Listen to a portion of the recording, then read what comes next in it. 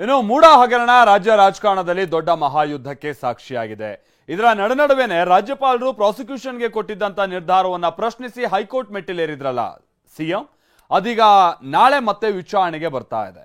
ಏನಾಗಲಿದೆ ಅನ್ನುವಂತ ಕುತೂಹಲ ಮೂಡಿದ್ದು ಆಡಳಿತ ಪಕ್ಷ ಮತ್ತು ವಿಪಕ್ಷಗಳ ದೃಷ್ಟಿ ಕೋರ್ಟ್ನತ್ತ ನೆಟ್ಟಿದೆ. ಮತ್ತೊಂದು ಕಡೆ ಡಿಸಿಎಂ ಡಿಕೆ ಶಿವಕುಮಾರ್ ಅವರಿಗೆ ಸಂಬಂಧಪಟ್ಟ ಹಾಗಿನ ಸಿಬಿಐ ತನಿಖೆಗೆ ಸರ್ಕಾರ ಏನು ತಡೆ ಕೊಟ್ಟಿತ್ತು ಅಥವಾ ನಿರ್ಧಾರವನ್ನ ವಾಪಸ್ ತೆಗೆದುಕೊಂಡಿತ್ತು, ಆ ವಿಚಾರದ ತೀರ್ಪು ಕೂಡ ನಾಳೆ ಪ್ರಕಟ ಆಗ್ತಾ ಇದೆ. ಹೀಗಾಗಿ ಸಿಎಂ ಡಿಸಿಎಂಗೆ ನಾಳೆ ಡಿ ಡೇ. ನಮ್ಮ ಪಕ್ಷದ ವತಿಯಿಂದ ಪ್ರೊಟೆಸ್ಟ್ಗಳನ್ನು ಮಾಡ್ತಾರೆ.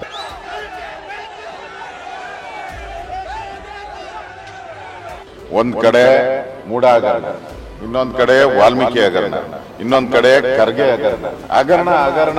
ಹಗರಣದಲ್ಲಿ ತುಂಬಿ ತುಳುಕ್ತಾ ಇರೋ ಮೂಡ ಕೇಸ್ ನಾಳೆ ಹೈಕೋರ್ಟ್ನಲ್ಲಿ ಖಾಸಗಿ ದೂರಿನ ವಿಚಾರಣೆ. ಪ್ರಾಸಿಕ್ಯೂಷನ್ ವಿರುದ್ಧ ಸಿಎಂ ಕಾನೂನು ರಾಜಕೀಯ ಹೋರಾಟ. ಮೂಡ ಮಲ್ಲ ಯುದ್ಧ ಮುಗಿಯೋ ಲಕ್ಷಣಗಳೇ ಕಾಣುತ್ತಿಲ್ಲ. ರಾಜ್ಯಪಾಲರು ಪ್ರಾಸಿಕ್ಯೂಷನ್ಗೆ ಅನುಮತಿ ಕೊಟ್ಟ ಬಳಿಕ ಈ ಕೇಸ್ ಸಿಎಂ ಸಿದ್ದರಾಮಯ್ಯನವರನ್ನ ಇಕ್ಕಟ್ಟಿಗೆ ಸಿಕ್ಕಾಕ್ಸಿದೆ. ಹೀಗಾಗಿ ರಾಜ್ಯಪಾಲರ ನಡೆ ಪ್ರಶ್ನಿಸಿ ಸಿಎಂ ಸಿದ್ದರಾಮಯ್ಯ ಕೋರ್ಟ್ ಮೆಟ್ಟಿಲೇರಿದ್ರು. ಆಗಸ್ಟ್ 19ರಂದು ವಿಚಾರಣೆ ನಡೆಸಿದ್ದ ಹೈಕೋರ್ಟ್ ಆಗಸ್ಟ್ 29ಕ್ಕೆ ಅಂದ್ರೆ ನಾಳೆಗೆ ವಿಚಾರಣೆಯನ್ನ ಮುಂದೂಡಿತ್ತು. ಸದ್ಯ ಈ ತಾತ್ಕಾಲಿಕ ರಿಲೀಫ್ ಮುಗಿದಿದ್ದು ನಾಳೆ ಮಧ್ಯಾಹ್ನ 2:30ಕ್ಕೆ ವಿಚಾರಣೆ ನಡೆಸಲಿದೆ. ಹೀಗಾಗಿ ನಾಳೆಯ ವಿಚಾರಣೆ ಮೇಲೆ ಎಲ್ಲರ ಚಿತ್ತ ನೆಟ್ಟಿದೆ.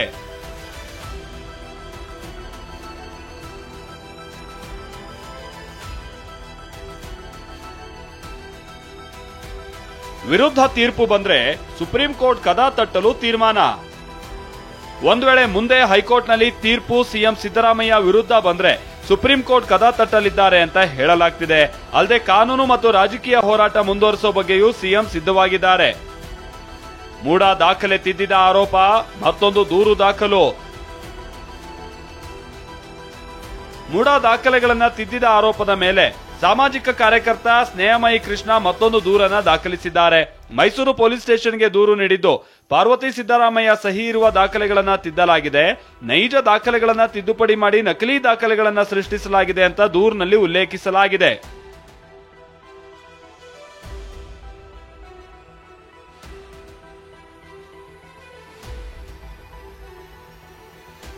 ಈ ಬೆಳವಣಿಗೆಗಳ ಮಧ್ಯೆ ಆಗಸ್ಟ್ 31ರಂದು ಸಿಎಂ ಹಾಗೂ ಡಿಸಿಎಂ ಸೇರಿದಂತೆ ಕಾಂಗ್ರೆಸ್ ನಾಯಕರೆಲ್ಲ ಒಗ್ಗೂಡಿ ರಾಜಭವನ ಚಲೋ ಹಮ್ಮಿಕೊಂಡಿದ್ದಾರೆ. ಇದು ಮಾತಿನ ಯುದ್ಧಕ್ಕೂ ವೇದಿಕೆಯಾಗಿದೆ. ಇಡೀ ರಾಜ್ಯದಲ್ಲಿ ನಮ್ಮ ಪಕ್ಷದ ವತಿಯಿಂದ ಪ್ರೊಟೆಸ್ಟ್ಗಳನ್ನು ಮಾಡ್ತಾರೆ. ಅದು ಆದಮೇಲೆ ಅಥವಾ ಸೈಮಲ್ಟೇನಿಯಸ್ ಆಗಿ ಶಾಸಕರೆಲ್ಲರೂ ಕೂಡ ರಾಜ್ಯಪಾಲರಿಗೆ ಮನವಿಯನ್ನು ಕೊಡೋದಕ್ಕೆ ಪ್ರಯತ್ನ ಮಾಡ್ತೇವೆ. ರಾಜಭವನದ ಜೊತೆಗೆ ರಾಷ್ಟ್ರಪತಿ ಭವನಕ್ಕೂ ಹೋಗಲಿ, ಅಲ್ಲಿಂದ ಸೋನಿಯಾ ಗಾಂಧಿ ರಾಹುಲ್ ಗಾಂಧಿ ಮನೆ ಎದುರಿಗೂ ಹೋಗಲಿ. ನಾನೇನು ಇದರಲ್ಲಿ ಯಾವುದೇ ರೀತಿಯಲ್ಲಿ ಇದ್ರ ಬಗ್ಗೆ ಟೀಕೆ ಇಲ್ಲ. ಎಂತ ಕೆಟ್ಟ ಸರ್ಕಾರ. ಒಂದ್ ಕಡೆ ಮೂಡ ಹಗರಣ, ಇನ್ನೊಂದ್ ಕಡೆ ವಾಲ್ಮೀಕಿ ಹಗರಣ, ಇನ್ನೊಂದ್ ಕಡೆ ಖರ್ಗೆ ಹಗರಣ, ಇನ್ನೊಂದ್ ಕಡೆ ಜಿಂದಾಲ್ ಹಗರಣದಲ್ಲಿ ತುಂಬಿ ತುಳುಕ್ತಾ ಇರುವಂತ ಈ ಸರ್ಕಾರ. ಡಿಸಿಎಂಗೂ ನಾಳೆ ಡಿ ಡೇ. ಹೈಕೋರ್ಟ್ ವಿಭಾಗೀಯ ಪೀಠದಿಂದ ತೀರ್ಪು. ಡಿಸಿಎಂ ಡಿಕೆ ಶಿವಕುಮಾರ್ ವಿರುದ್ಧದ ಆದಾಯ ಮೀರಿ ಆಸ್ತಿ ಗಳಿಕೆ ಕೇಸ್ಗೆ ಸಂಬಂಧಪಟ್ಟ ಹಾಗೆ ನಾಳೆ ಹೈಕೋರ್ಟ್ ವಿಭಾಗೀಯ ಪೀಠ ತೀರ್ಪನ್ನ ನೀಡುತ್ತೆ.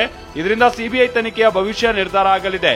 ಸರ್ಕಾರ ತನಿಖೆಗೆ ಸಮ್ಮತಿ ಹಿಂಪಡೆದಿದ್ದ ಕ್ರಮ ಪ್ರಶ್ನಿಸಿ ಸಿಬಿಐ ಮತ್ತು ಬಿಜೆಪಿ ಶಾಸಕ ಯತ್ನಾಳ್ ರಿಟ್ ಅರ್ಜಿಯನ್ನ ಸಲ್ಲಿಸಿದ್ದರು. ಈ ಬಗ್ಗೆ ನಾಳೆ ತೀರ್ಪು ಹೊರಬೀಳಲಿದ್ದು ಡಿಸಿಎಂಗೂ ಡಿ ಡೇ ಆಗಿದೆ. ಅನಿಲ್ ಕಲ್ಕೆರೆ, ಟಿವಿ9 ಬೆಂಗಳೂರು.